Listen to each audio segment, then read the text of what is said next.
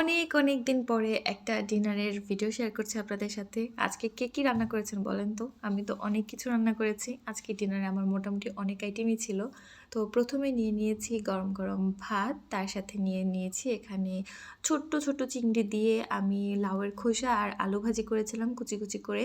তারপরে নিয়ে নিয়েছি পালং শাক। শাকটা মেইনলি তানভীরের জন্য রান্না করেছিলাম ঝাল ছাড়া, ও খায়নি। তো এজন্য এখন আমি খেয়ে নিচ্ছি। তারপরে এখানে রান্না করেছি বাটা মাছ।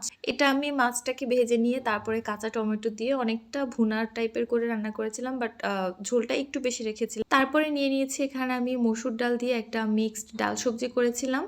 অনেক রকমের সবজি একটু একটু করেছিল ফ্রিজে, তো সেগুলো সবগুলো একসাথে রান্না করে ফেলেছি মসুর ডাল দিয়ে। আর সাথে আরও নিয়েছিলাম এই যে শালগম দিয়ে নতুন আলু দিয়ে বাটা মাছের তরকারি। মাছগুলো একটু বড় ছিল দেখে আমি এরকম ছোট ছোট টুকরো করে রান্না করেছিলাম। আমি কিন্তু মোটেও সব কিছু একসাথে এইভাবে প্লেটে নিয়ে খাই না, বাট আপনাদের সাথে একটা ভিডিও শেয়ার করবো দেখে এভাবে নিয়েছিলাম।